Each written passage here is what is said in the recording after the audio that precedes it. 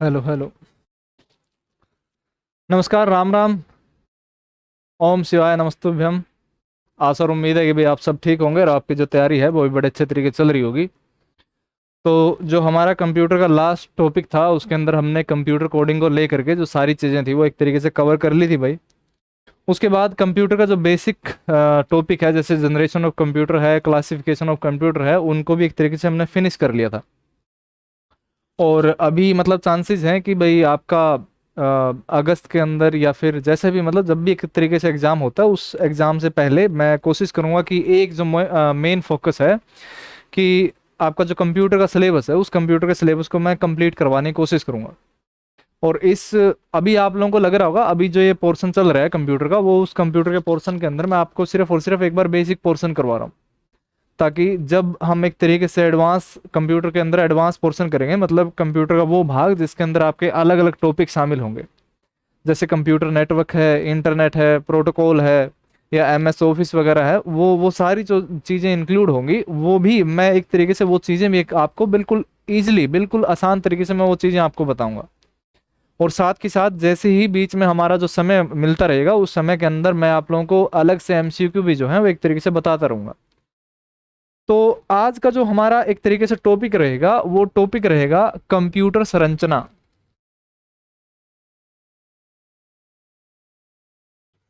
जिसको हम कहते हैं ऑर्गेनाइजेशन ऑफ कंप्यूटर। कंप्यूटर संरचना, और कोई भी कंप्यूटर संरचना है कि भाई कोई भी अगर कंप्यूटर बना हुआ होता है तो उसके बेसिकली हम दो भाग जो है वो समझते हैं कि आप लोगों ने मतलब कई बार अगर किताबों में भी आप लोगों ने देखा होगा कि कंप्यूटर के दो भाग होते हैं, कि एक तो कंप्यूटर का हार्डवेयर भाग और एक कंप्यूटर का सॉफ्टवेयर भाग। बेसिकली हम उन्हीं चीज़ों को एक तरीके से डिस्कस करेंगे, और हमारा जो डिस्कस करने का जो तरीका है कि वो बिल्कुल ऐसा नहीं होगा कि हम उनके अंदर सेशन के अंदर हम वो बेसिक बातें शामिल करेंगे कि जैसे ब्रेन ऑफ कंप्यूटर क्या होता है, या रैम क्या होती है, रैम की फुल फॉर्म क्या है, रोम की फुल फॉर्म क्या है। हम हमारा जो पढ़ने का तरीका है या जो मेरा बताने का तरीका, जो चीज़ें हम समझेंगे कि भाई एचएससी पॉइंट ऑफ व्यू से, कि एचएससी जिस प्रकार से सवाल पूछती है उसी प्रकार से जो है वो एक तरीके से हम इन चीज़ों को पढ़ेंगे। कि जैसे एचएससी ने एक हरियाणा पुलिस के एग्जाम के अंदर एक सवाल पूछा था कि भाई एक सॉफ्टवेयर होता है firmware, वो कंप्यूटर की कौन सी मेमोरी के अंदर स्टोर होता है, और जो उसका आंसर आता है उसका आंसर रोम आता है। तो मेरा कहने का अर्थ है कि कंप्यूटर को एक तरीके से जब उसका बेसिक भाग देखा जाता है तो बेसिक भाग को सिर्फ इतने ही तक सीमित रख दिया जाता है कि भाई कुछ एक बेसिक बातें, जैसे मैंने बताया कि कंप्यूटर के अंदर ब्रेन किस भाग को कहा जाता है, ये रैम की फुल फॉर्म क्या है, ये रोम की फुल फॉर्म क्या है। अब एचएससी क्या कर रहा है, एचएससी इनसे हट करके सवाल पूछ रहा है कि कंप्यूटर की रनिंग कॉन्फ़िगरेशन है, वो रनिंग कॉन्फ़िगरेशन कौन सी मेमोरी के अंदर स्टोर होती है, जो सीपीयू के साथ सबसे सबसे नजदीक वाली जो मेमोरी होती है वो कौन सी मेमोरी होती है। हालांकि ये सारे सवाल बेसिक सवालों के साथ जुड़े हुए हैं, लेकिन सब सिर्फ और सिर्फ हमारा जो पढ़ने का तरीका है वो थोड़ा सा एनालाइज करने या वो ट्रेंड थोड़ा सा चेंज करने की जरूरत है, कि हमें बेसिक चीजें बिल्कुल उस तरीके से पढ़नी है, जो हमने तरीका है उस तरीके से अपनाना है, कि भाई जिस तरीके से एचएससी अपने सवाल पूछ रही है। और उन्हीं तरीके से में से मैं एक चीज को जिक्र करूं कि हम बिल्कुल एक बेसिक हम बात जानते हैं कि भाई एक कंप्यूटर का हार्डवेयर भाग होता है, और कंप्यूटर के दूसरे भाग को एक नाम दिया जाता है, और दूसरे हम भाग को हम कहते हैं सॉफ्टवेयर भाग। और ये चीज जाहिर सी बात है, कंप्यूटर का वो हिस्सा जो भौतिक रूप से हमें दिखाई देता है, जैसे मॉनिटर लगा है, कीबोर्ड लगा है, ये आपका सिस्टम यूनिट है, ये सारी चीजें जो स्पष्ट रूप से दिखाई देती है, तो कंप्यूटर के उस भाग को हम नाम देते हैं, उस भाग को हम कहते हैं हार्डवेयर। और जो हिस्सा कंप्यूटर का, वो हिस्सा जो हमें दिखाई नहीं देता, जो बैक एंड पे रह करके काम करता है, यानी कि कंप्यूटर की बैक साइड में जाकर जो काम करता है, तो वो बेसिकली क्या है, कंप्यूटर का वो हिस्सा आपका सॉफ्टवेयर कहलाता है।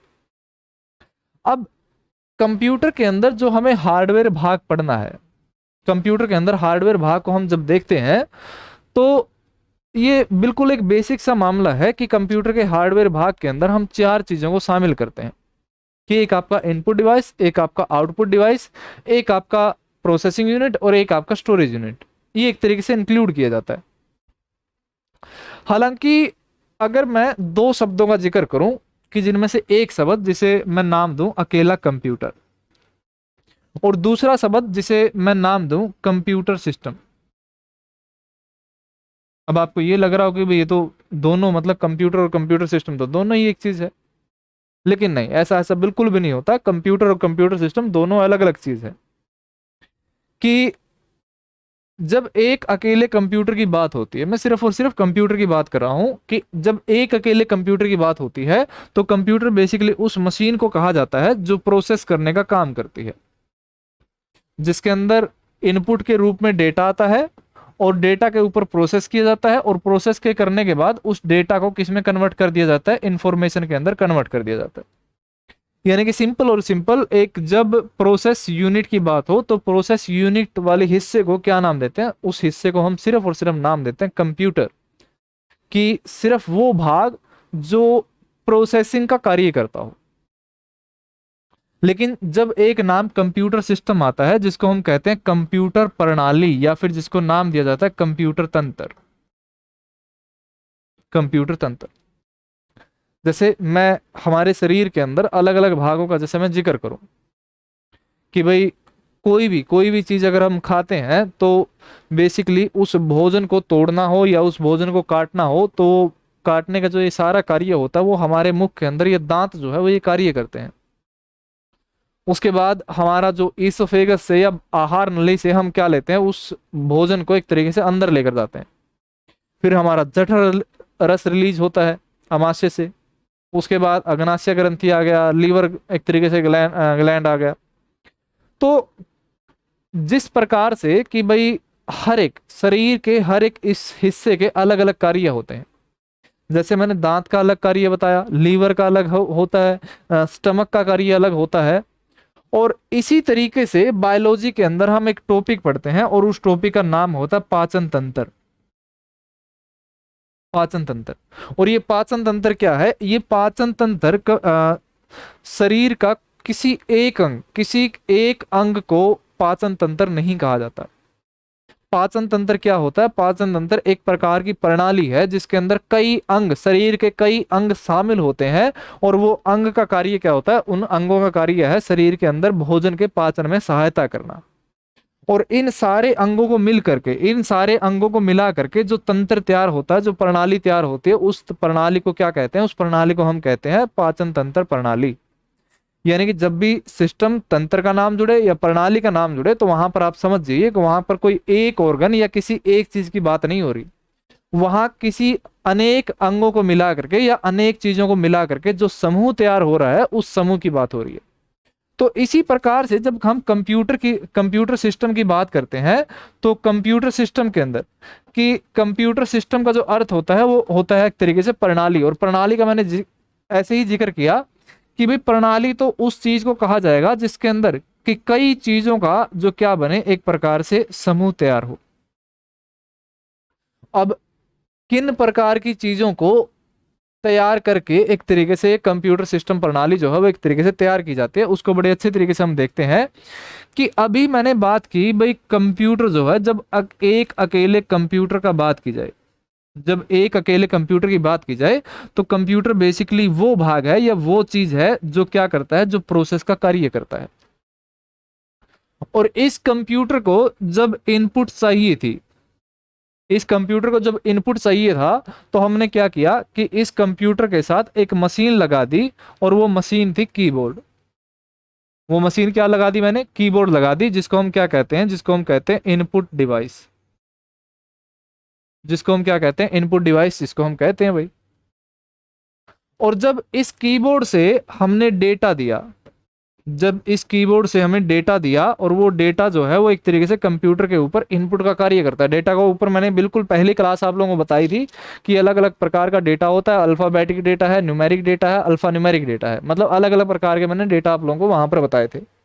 कि जब इस कीबोर्ड से यानी कि इनपुट डिवाइस से डेटा जो है वो एक तरीके से कंप्यूटर तक दिया जाता है, और कंप्यूटर क्या करता है, इस डेटा के ऊपर प्रोसेस का काम करता है। और प्रोसेस का काम करने के बाद इसको किस में कन्वर्ट कर देता है, इंफॉर्मेशन के अंदर कन्वर्ट कर देता है। और उस इंफॉर्मेशन को हम क्या कहते हैं, उस इंफॉर्मेशन को हम कहते हैं एक प्रकार से आउटपुट। आउटपुट। और जब इस आउटपुट को हमें दिखाना होता है तो कंप्यूटर के अंदर एक और डिवाइस लगाई जाती है जो डिस्प्ले यूनिट होती है, और इस डिस्प्ले यूनिट को हम क्या कहते हैं, इस डिस्प्ले यूनिट को हम कहते हैं मॉनिटर। लेकिन ये मॉनिटर किस प्रकार से काम करता है, ये मॉनिटर काम करता है हमारे आउटपुट के डिवाइस के रूप में। आउटपुट डिवाइस के रूप में क्या करेगा, ये काम करेगा। उसके बाद जब इस आउटपुट को या फिर किसी इंफॉर्मेशन को हमें स्टोर करना था, इंफॉर्मेशन को स्टोर करना था, तो हमें जिस भी चीज की आवश्यकता पड़ती है तो उसे क्या कहते हैं, उसे हम कहते हैं स्टोरेज यूनिट।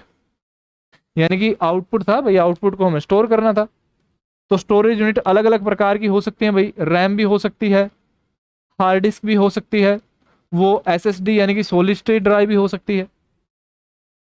अब जो ये कहानी है, ये कहानी एक पूरी पूरी कहानी किस प्रकार से बनती है कि जब एक अकेला कंप्यूटर की बात हो तो एक अकेला कंप्यूटर क्या करता है, सिर्फ और सिर्फ प्रोसेसिंग का कार्य करता है। और इसको इनपुट चाहिए, तो इनपुट के लिए हमने क्या कर दिया, इसके साथ, इस कंप्यूटर के साथ या प्रोसेसिंग यूनिट के साथ हमने क्या जोड़ दिया, कीबोर्ड जोड़ दिया, जिसको हम क्या कहते हैं, इनपुट डिवाइस कहते हैं। उसके बाद कि इस कंप्यूटर के साथ जब आउटपुट बाहर निकला तो उस आउटपुट को देखने के लिए हमने मॉनिटर लगा दिया, और इस मॉनिटर को हम क्या कहते हैं, आउटपुट डिवाइस एक तरीके से हम कहते हैं। और जब इस आउटपुट को स्टोर करना था तो हमने क्या लगा दिया, स्टोरेज यूनिट एक तरीके से लगा दिया कि भाई इस आउटपुट को क्या किया जा सके, स्टोर किया जा सके। अब जब इस पूरे तंत्र को देखा जाए, जब इस पूरे तंत्र को देखा जाए तो इसके अंदर क्या होता है कि इस पूरे तंत्र के अंदर जब अलग अलग भाग हम देखते हैं, कि जैसे ये भाग देखें कि कंप्यूटर का वो भाग, कंप्यूटर का वो भाग जो एक तरीके से इनपुट देने का काम करता हो, तो उस भाग को हम क्या कहते हैं, उस भाग को हम कहते हैं इनपुट डिवाइस। और वो भाग जो प्रोसेस का काम करता हो तो उस भाग को हम क्या कहते हैं, उस भाग को हम कहते हैं प्रोसेसिंग यूनिट। Processing unit.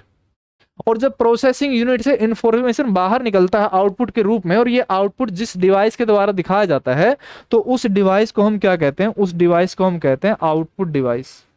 क्या बोलेंगे उसको, आउटपुट डिवाइस, उसको नाम देंगे।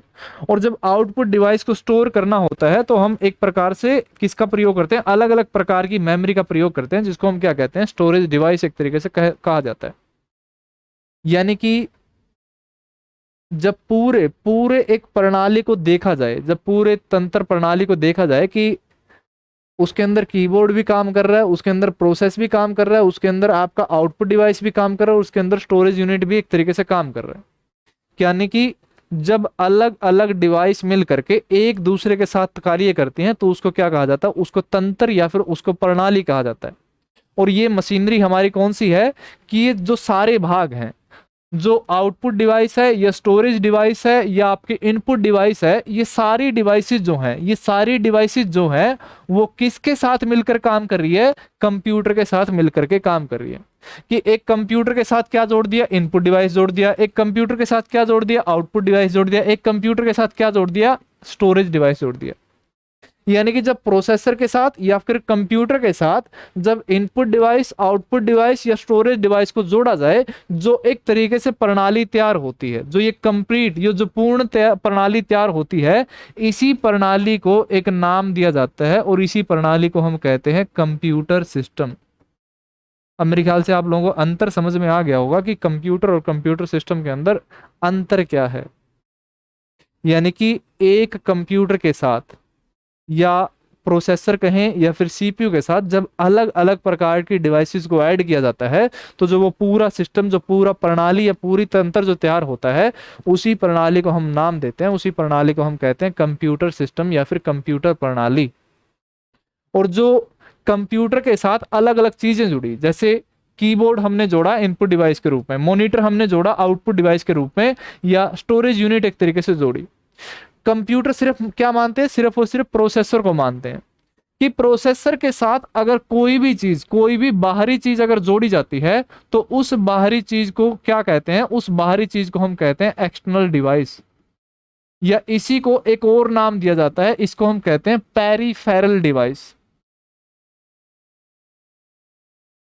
यानी कोई एक ऐसी चीज है जो सेंटर में रखी गई है, और उस सेंटर में रखी हुई चीज के साथ अलग अलग चीजें जोड़ दी जाए, जो बाहरी चीजें अगर जोड़ दी जाए, जैसे हमने स्टोरेज यूनिट जोड़ा, हमने मॉनिटर जोड़ा, हमने कीबोर्ड जोड़ा, तो इन डिवाइसेस को हम किस में शामिल करते हैं? इनको शामिल करते हैं एक्सटर्नल डिवाइस के अंदर या पेरिफेरल डिवाइस के अंदर। और जब कंप्यूटर सिस्टम की बात होती है तो कंप्यूटर सिस्टम, उस कंप्यूटर प्रणाली के अंदर आपकी चार चीजें शामिल होती हैं कि input device, processing unit, output device, और चौथी चीज क्या शामिल होती है? स्टोरेज यूनिट एक तरीके से शामिल की जाती है। और ऐसा क्यों होता है? इसका एक रीजन है, और वो रीजन क्या है कि कोई भी अगर कंप्यूटर सिस्टम है, अगर उस कंप्यूटर सिस्टम के अंदर किसी भी कार्य को अगर फिनिश किया जाता है, कि किसी भी कंप्यूटर सिस्टम के अंदर अगर कोई भी कार्य हो, कार्य कुछ भी है, कोई सॉफ्टवेयर ओपन करने का कार्य हो, कोई एडिशन यानी कि जोड़ने का कार्य है, गुणा करने का कार्य है, कुछ भी अगर कार्य है, तो प्रत्येक कार्य को क्या किया जाता है? प्रत्येक कार्य को चार स्टेप में फिनिश किया जाता है। चार स्टेप के अंदर उसको क्या किया जाता है? कंप्लीट किया जाता है। और वो चार स्टेप कौन से? कि जो पहला स्टेप होगा, पहला स्टेप कौन सा होता है? आपका इनपुट। उसके बाद जो दूसरा स्टेप होता है, वो दूसरा स्टेप कौन सा होता है? वो प्रोसेस होता है, कि उस इनपुट के ऊपर क्या करना? प्रोसेस करना। और फिर प्रोसेस के बाद तीसरा स्टेप होता है, वो कौन सा होता है भाई? वो आपका तीसरा स्टेप होता है आउटपुट।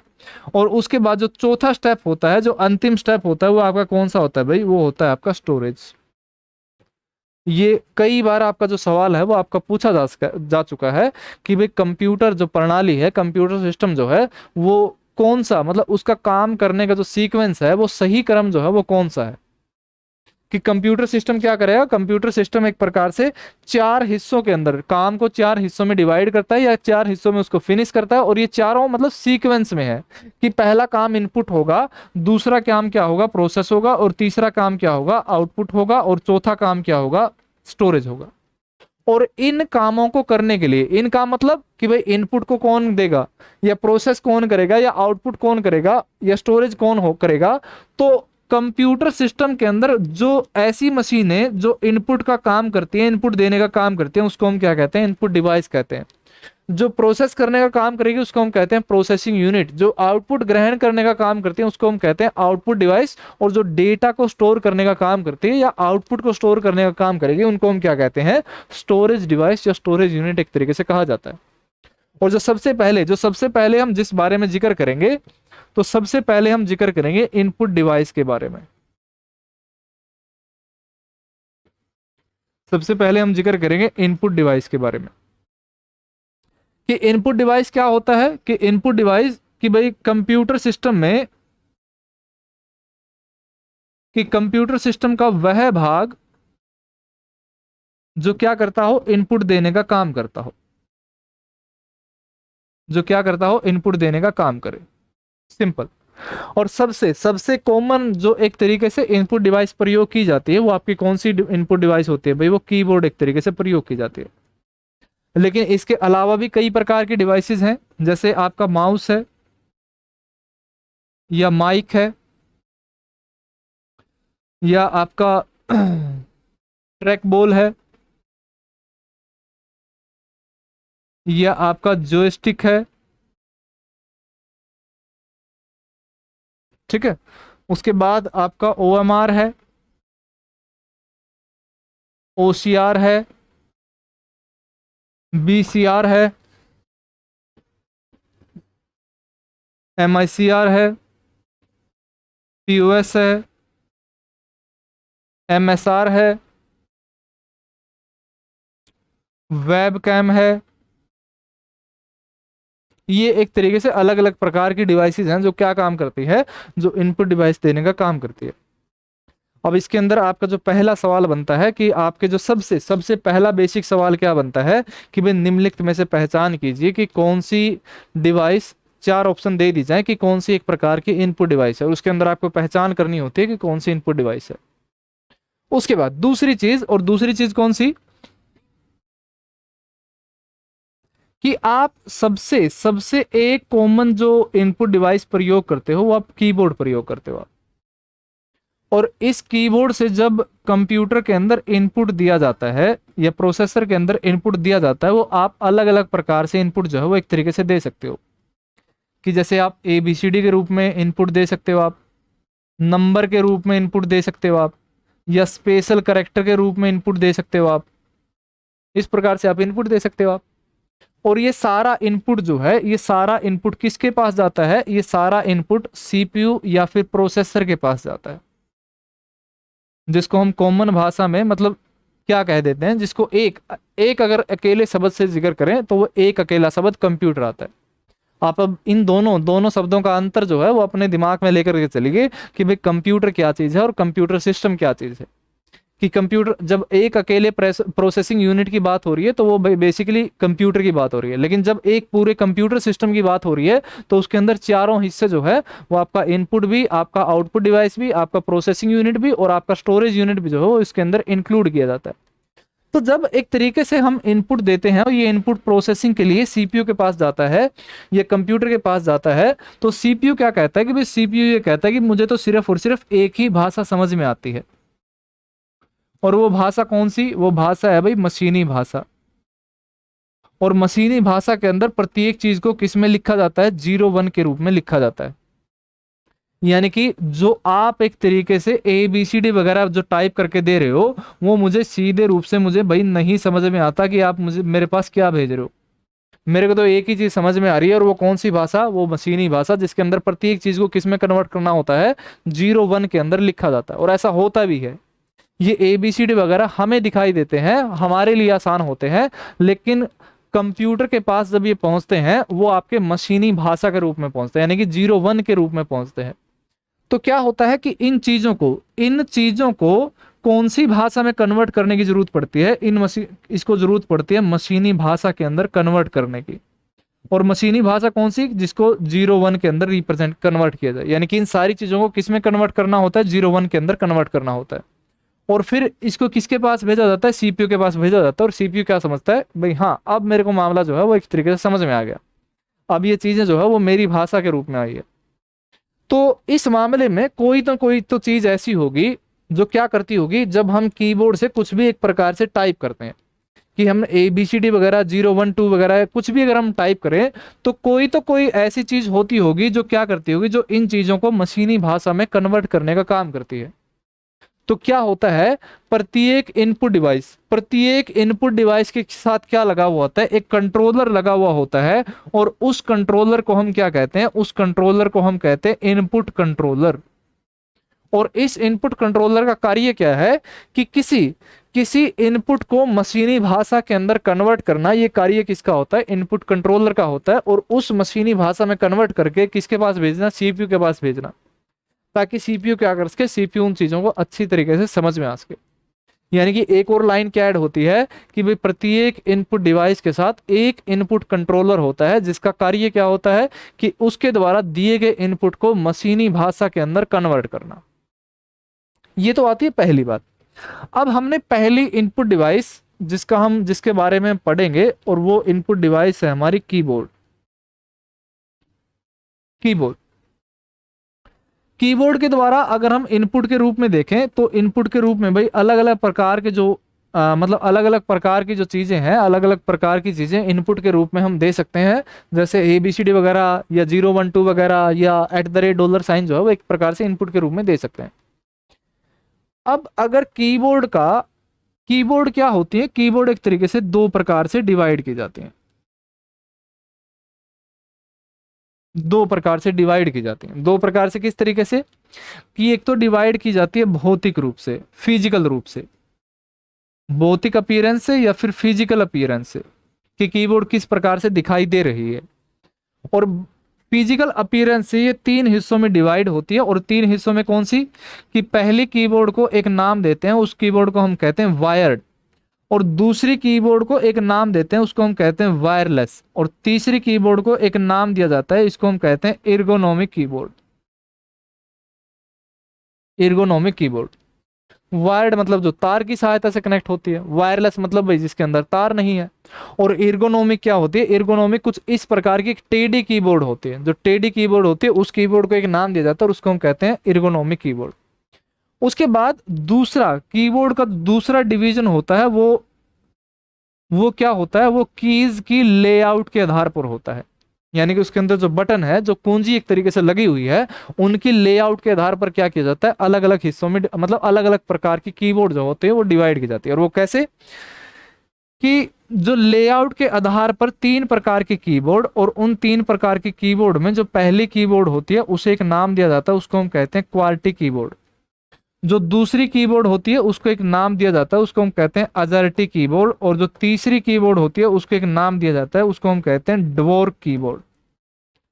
यानी कि जो उसके अंदर बटन लगाए गए हैं, उन बटन लगाने का जो सीक्वेंस है वो सीक्वेंस क्या है, उस सीक्वेंस के आधार पर क्या किया जाता है, उस सीक्वेंस के आधार पर आपकी जो कीबोर्ड है वो आपकी 3 प्रकार की होंगी, जिसमें से एक कीबोर्ड होती है वो आपकी कौन सी होती है, की क्वालिटी, दूसरी अजर्टी, और तीसरी क्या होती है, डोर कीबोर्ड होती है। इनको अगर मैं अलग अलग तरीके से, मतलब कि जैसे मैं एक कीबोर्ड का अगर जो मैं एक आकृति आप लोगों को दिखाऊं, तो जो ये इस प्रकार के कीबोर्ड की जो ये लेआउट में बता रहा हूं कि ये लेआउट किस प्रकार से है, कि इस कीबोर्ड के अंदर अगर आप ये देखोगे, अलग अलग बटन देखोगे, कि जैसे यहां पर जो बटन है, ये बटन आपका क्यू है, ये आपका डब्ल्यू यहां पर लिखा हुआ है, ये आपका ई है, ये आपका आर है, ये आपका टी है, और ये आपका क्या है, वाई है। यानी कि अगर अगर इस प्रकार से सीक्वेंस हो, बटनों का जो सीक्वेंस है, कुंजी का जो सीक्वेंस है वो कुछ इस प्रकार से हो, तो इस सीक्वेंस को हम कौन सी कीबोर्ड कहते हैं, इस सीक्वेंस को हम कहते हैं क्वार्टी कीबोर्ड।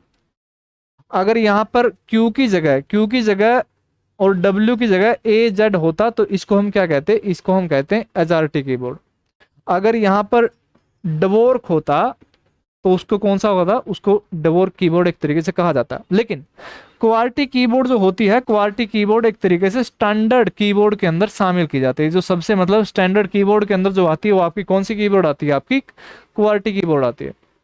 उसके बाद हम दूसरी बात करें कि भाई इसके अंदर जो कुंजी लगी हुई है, यानी कि जो बटन लगे हुए हैं, इन बटन की जो संख्या होती है, ये बटन की संख्या अलग अलग प्रकार की होती है, कि किसी के अंदर 80 है, किसी के अंदर 82 है, किसी के अंदर 100 है, किसी के अंदर 104 है। मतलब अलग अलग प्रकार की संख्याएं जो है वो बटनों की इसके अंदर होती हैं।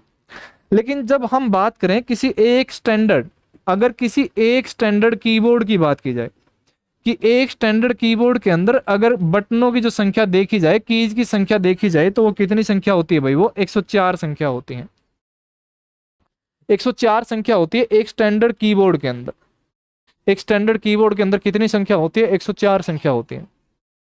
लेकिन जो ये 104 संख्याएं हैं, ये 104 संख्याएं ऐसा बिल्कुल भी नहीं है कि ये 104 की 4 कीज जो है वो एक ही प्रकार की हो, कि कीबोर्ड के अंदर कई कीज ऐसी हैं जो अल्फाबेट को दर्शाने का काम करती हैं। जो क्या काम करती है, अल्फाबेट को दर्शाने का काम करती हैं। कई कीज ऐसी हैं जो एक तरीके से नंबर को दर्शाने का काम करती हैं, नंबर को दर्शाने का काम करती हैं। उसके बाद कई कीज आपकी ऐसी हैं जो क्या है, एक प्रकार से भाई जो स्पेशल की होती है, कि जैसे आपका पेज अप है, होम है, एंड है, या पेज डाउन है, या डिलीट की है। मतलब कई प्रकार की जो कीज है वो इस प्रकार में भी क्या होती है, शामिल की जाती है। उसके बाद की कुछ एक की जो है वो आपकी स्पेशल की होती है, जैसे अल्ट है, फंक्शन की है, कंट्रोल की है, शिफ्ट की है। तो इनको क्या किया जाता है, इनको अलग अलग हिस्सों में क्या किया जाता है, डिवाइड किया जाता है। और इन अलग अलग हिस्सों के अंदर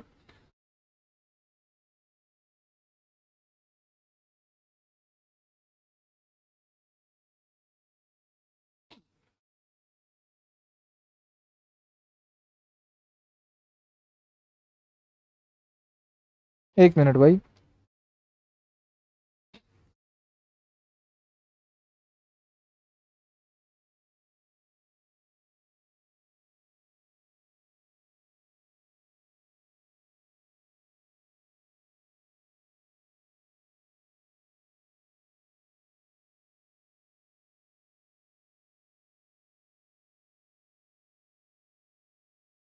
ये मैं कोई दूसरा टॉपिक करवा रहा था भाई, चलो कोई बात नहीं। तो क्या होता है कि भाई इस कीबोर्ड के अंदर जो ये अलग अलग प्रकार की कुंजी होती हैं, ये वैसे मतलब मैंने किसी दूसरी क्लास के अंदर रजिस्टर का एक भाग पढ़ा रखा था, तो उसका ही कोई एक ऐसा मतलब कोई ऐसी लाइन उसके अंदर आ रखी थी भाई। खैर हम मतलब कीबोर्ड पढ़ रहे हैं, और वो रजिस्टर हिस्सा था, और रजिस्टर हिस्से को मैं सीपीयू प्रोसेसिंग यूनिट के अंदर मैं इसको शामिल करूंगा। खैर हम कीबोर्ड पढ़ रहे थे कि कीबोर्ड के अंदर अलग अलग प्रकार की कीज होती हैं, और अलग अलग प्रकार की कीज में जो पहली की होती है उनको एक नाम दिया जाता है कि अल्फाबेटिक कीज। वो कीज जो क्या करती हो, जो ए बी सी डी वगैरह दर्शाने का काम करती है, तो उनको हम कौन सी की कहते हैं, उनको हम कहते हैं अल्फाबेटिक की। उसके बाद जो आपकी दूसरे प्रकार की कीज होती हैं उनको हम क्या कहते हैं, उनको हम कहते हैं न्यूमेरिक कीज। न्यूमेरिक कीज कहते हैं जिन जो क्या करते हैं, 0 1 2 मतलब ये नंबर दिखाने का काम करती है। और इसके साथ साथ एक और साइड में जो क्या होता है, साइड में एक ऐसा मतलब पैड होता है जो क्या होता है, जिसके ऊपर ये अंक जो है वो एक तरीके से लिखे जाते हैं, एक तरीके से दर्शाए जाते हैं। और इस पैड को हम क्या कहते हैं, इस पैड को हम कहते हैं नंबर पैड। Number pad. और इस नंबर पैड के अंदर आपके नंबर भी होते हैं, और इसी के अंदर क्या किए जाते हैं, अरिथमेटिक ऑपरेशन भी जो है वो इसमें शामिल किए जाते हैं। अरिथमेटिक ऑपरेशन कौन से, प्लस माइनस गुणा भाग। यानी कि जो साइड में ये नंबर वाला जो स्लॉट होता है, ऑप्शन होता है, इसके अंदर क्या किया जाता है, इसके अंदर आपका नंबर भी होते हैं, अरिथमेटिक ऑपरेशन भी जो होते हैं वो एक तरीके से इंक्लूड किए जाते हैं, और इसको हम क्या कहते हैं, इसको हम कहते हैं नंबर पैड। उसके बाद जो एक की होती है उस की को हम कहते हैं नेविगेशन की। नेविगेशन की या फिर उसको हम कहते हैं एरो की। और ये नेविगेशन या एरो कीज क्या होती हैं कि कई कीबोर्ड के अंदर ये 4 भी होती हैं, और कई कीबोर्ड के अंदर ये इनको 8 के रूप में भी दिखाया जाता है। एरो मतलब भाई जो तीर तुक्का एक तरीके से होता है, कि जो इस प्रकार का जो सिंबल होता है, ये इसको हम क्या कहते हैं, एरो कहते हैं। और ये एरो कंप्यूटर के अंदर, कीबोर्ड के अंदर कुछ इस प्रकार से 4 एरो जो है वो 4 एरो प्रदर्शित किए जाते हैं, कुछ इस प्रकार से कि 4 कीज के ऊपर, 4 बटनों के ऊपर ये आपके 4 इस प्रकार के एरो होते हैं। ठीक है। और इन एरो का या फिर इन जो तीरों का एक तरीके से प्रयोग किस प्रकार से होता है कि कंप्यूटर के अंदर एक शब्द आता है और उस शब्द का नाम होता है कर्सर। उसे क्या कहा जाता है, कर्सर कहा जाता है। और ये कर्सर किस प्रकार का होता है कि भाई जब आप एमएस वर्ड में या कुछ भी आप टाइप कर रहे होते हो, जैसे मान लो कि आपने हेलो टाइप किया, और क्या होता है, एक डंडी टाइप सी, मतलब इस प्रकार की जो डंडी है वो ब्लिंक होती रहती है। और ये डंडी वहीं पर होती है जहां मतलब एक तरीके से मतलब ये डंडी जहां भी होगी, आप कुछ भी चीज लिखोगे तो वो उस डंडी से ही क्या होती है, लिखनी शुरू होती है। और इसी डंडी को क्या कहा जाता है, इसी डंडी को कहा जाता है कर्सर।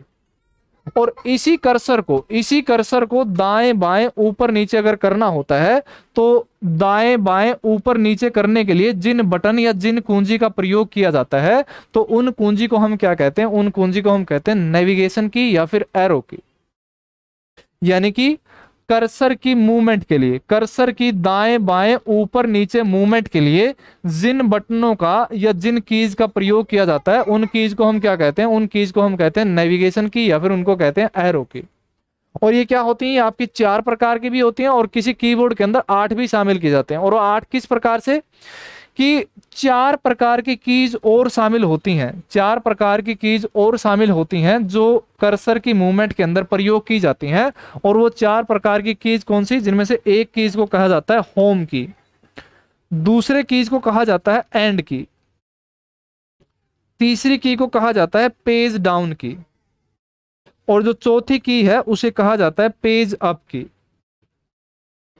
कि अगर कर्सर को लाइन की बिल्कुल स्टार्टिंग पर लेकर आना हो, हमें नहीं पता कि भाई कर्सर कहां पर है, हम सीधा ये चाहते हैं कि भाई वो लाइन की बिल्कुल लाइन की स्टार्टिंग में वो आ जाए, कर्सर आ जाए, तो अगर सिर्फ और सिर्फ होम की को प्रेस कर दिया जाए तो कर्सर कहां आ जाता है भाई, वो लाइन की स्टार्टिंग में आ जाता है।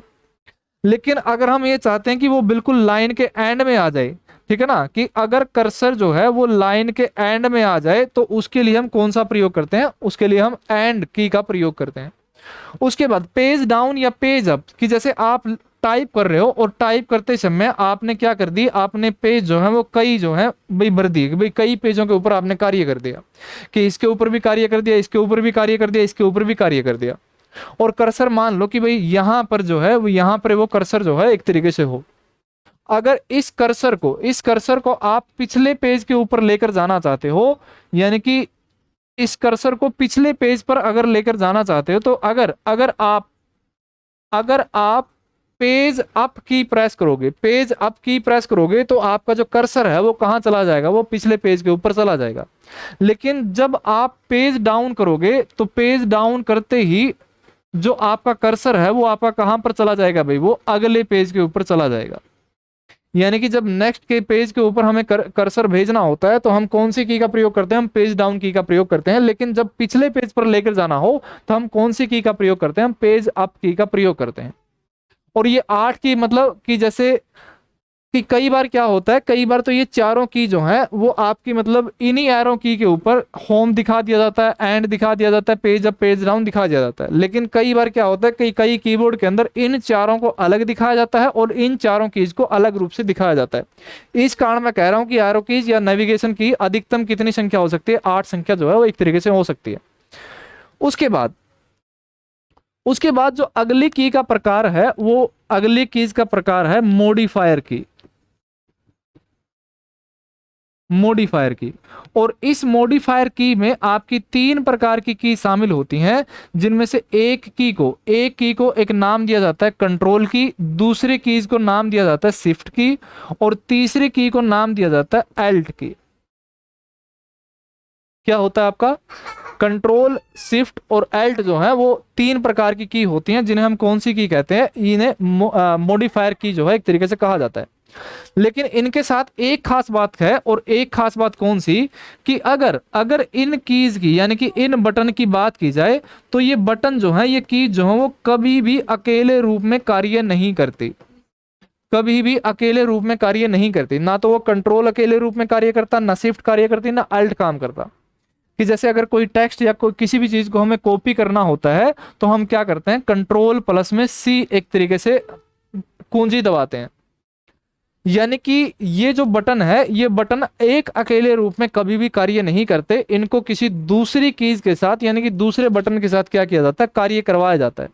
और इसी कारण इन कीज को एक और नाम दिया जाता है, इन कीज को हम कहते हैं कॉम्बिनेशन की, या फिर इन्हीं कीज को एक नाम दिया जाता है, इनको हम कहते हैं कंजक्शन की। और इनका क्या होता है कि इनका अलग अलग बटन के साथ इनके अलग अलग कार्य होते हैं। कि जैसे कंट्रोल सी करेंगे तो कॉपी होगा, कंट्रोल वी कर देंगे तो पेस्ट होगा, कंट्रोल एक्स कर देंगे तो वो क्या हो जाएगा, कट हो जाएगा।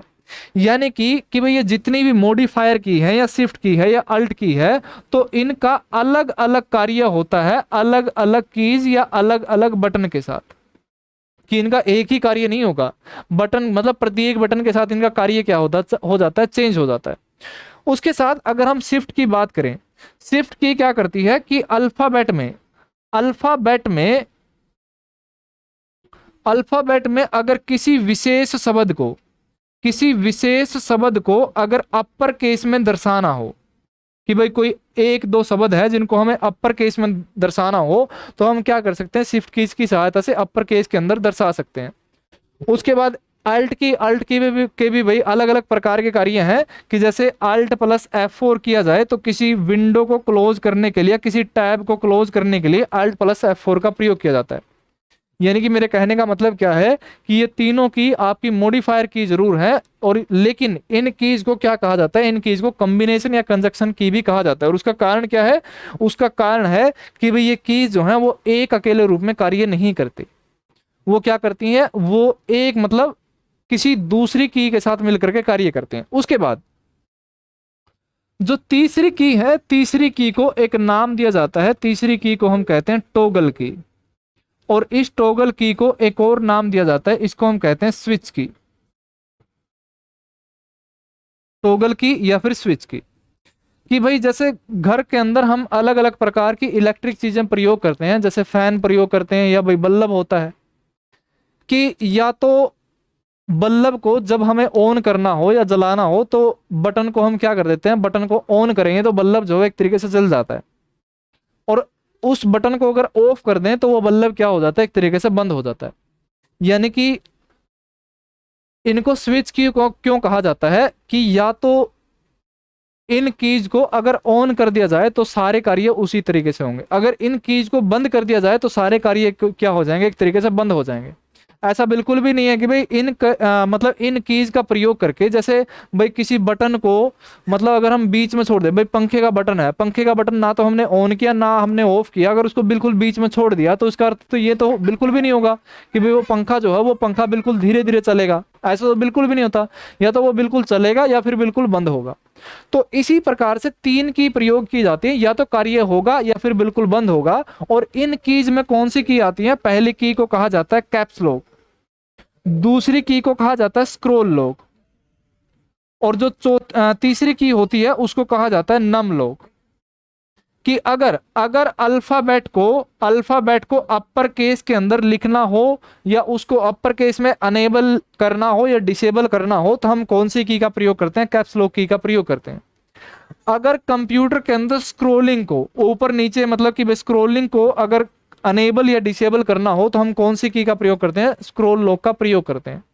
नंबर लॉक की भाई नंबरों को यानी कि जिन कीज के ऊपर नंबर लिखे होते हैं, नंबर पैड जो होता है, उस नंबर पैड को अगर अनेबल करना हो या डिसेबल करना हो तो हम जिस जिस की का प्रयोग करेंगे तो हमारी कौन सी की होगी, वो हमारी नंबर की होगी, नंबर लॉक होगा। ठीक है ना। उसके बाद कुछ एक विशेष की होती हैं, कुछ एक स्पेशल की होती हैं, विशेष कुंजी जिनको हम कह सकते हैं। और उन विशेष कुंजी में जो सबसे पहली कुंजी आती है उसको हम कहते हैं एस्केप की।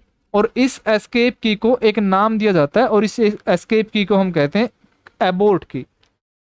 कि अगर कोई कार्य चल रहा है, कोई कार्य या कोई ऑपरेशन चल रहा है तो उसको क्या करना हो, उसको डिट्टो वहीं पर क्या करना हो, क्लोज करना हो, तो हम क्या कर सकते हैं, एस्केप की सहायता से उसी समय उसको क्या कर सकते हैं, बंद कर सकते हैं। इसी कारण इस एस्केप की को क्या कहते हैं, इस एस्केप की को कहा जाता है एबोर्ट की। उसके बाद कुछ एक और प्रकार की जो कीज होती हैं जो एक तरीके से विशेष की के अंदर आती हैं। एक आता है स्पेस की, और ये स्पेस की क्या होती है भाई, जो सबसे सबसे लेंथ के अंदर जो सबसे बड़ी की है, जो लेंथ में जो सबसे बड़ी की आती है वो आपकी कौन सी की आती है भाई, वो स्पेस की आती है। और ये क्या होता है कि अगर अगर किसी टेक्स्ट या नंबर के बीच में वाइट स्पेस देने के लिए जिस की का प्रयोग होता है वो कौन सी की होती है भाई, वो स्पेस की एक तरीके से प्रयोग होती है। उसके बाद उसके बाद दो की होती हैं जिनमें से एक की को कहा जाता है डिलीट की और दूसरी की को कहा जाता है बैकस्पेस की। दो की होती हैं जिनमें से एक होता है डिलीट की और एक होता है आपका बैकस्पेस की। और ये दोनों क्या करती हैं, ये दोनों कीज जो हैं, ये दोनों कीज किसी टेक्स्ट को डिलीट करने का काम करती है, किसी टेक्स्ट को डिलीट करने का काम करती हैं। कोई भी अल्फाबेट लिखा हुआ है तो उस अल्फाबेट को डिलीट करने का काम करेगी। तो लेकिन दोनों के अलग अलग कार्य हैं। जैसे मान लो कि भाई हेलो जो है, मैंने हेलो टाइप कर रखा हो और जो हमारा कर्सर है, हमारा कर्सर कुछ यहां पर हो, एल और ओ के बीच में हो।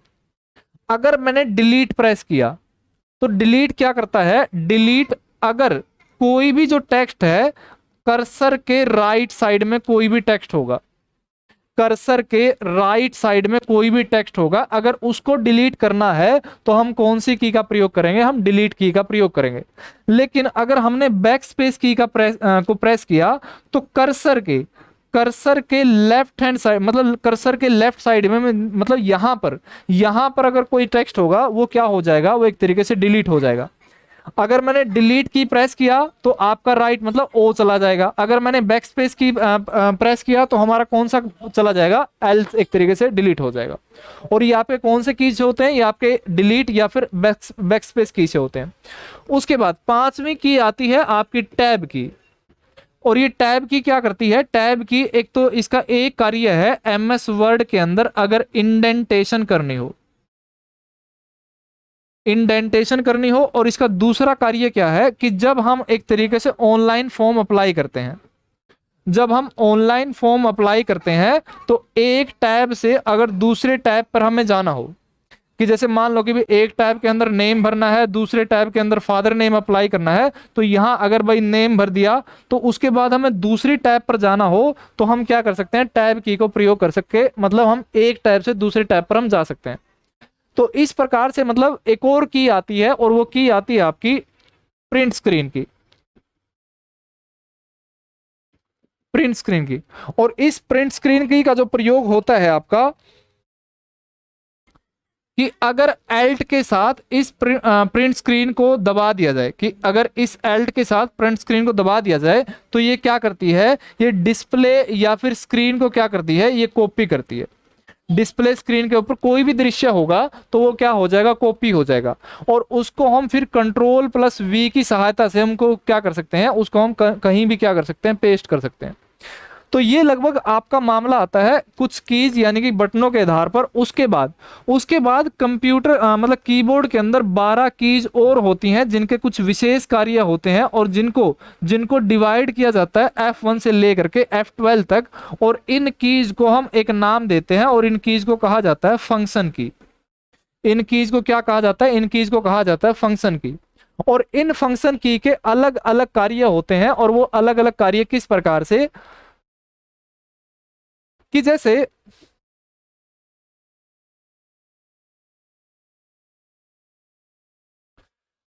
F1 का क्या कार्य है, F1 का कार्य है हेल्प।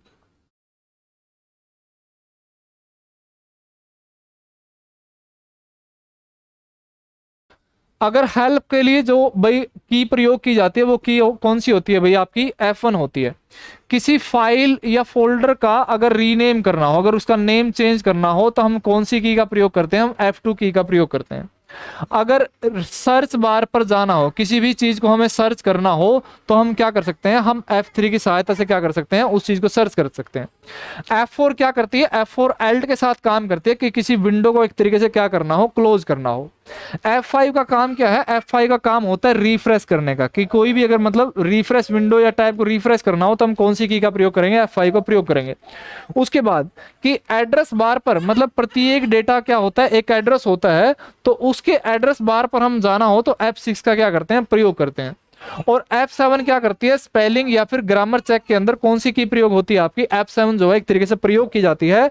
और F8 कि जब भी किसी कंप्यूटर को ऑन किया जाता है, कंप्यूटर को ऑन किया जाता है, तो कंप्यूटर को ऑन करने का एक तरीका होता है कि भाई एक तो होता है आपका नॉर्मल तरीका, कि हमने कंप्यूटर का स्टार्टिंग बटन प्रेस किया और उसके बाद कंप्यूटर जो है वो कंप्लीट तरीके से ऑन हो गया। लेकिन अगर हम ये चाहें कि कंप्यूटर के अंदर जब हम ऑन करें तो उसके ऑन करने के बाद कुछ एक कार्य जो है वो उस कंप्यूटर के अंदर किए जा सके, मतलब सारे कार्य ना हो, कुछ एक कार्य जो है एक तरीके से हो सके।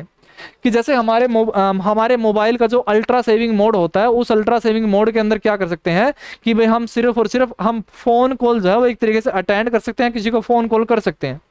तो उसी तरीके से अगर कंप्यूटर के अंदर कंप्यूटर को ऑन किया जाए लेकिन उसके अंदर कुछ एक सीमित कार्य जो है वो एक तरीके से किए जाए, तो उस कंप्यूटर के ऑन करने के तरीके को एक नाम दिया जाता है, उसको कहा जाता है कंप्यूटर का सेव मोड।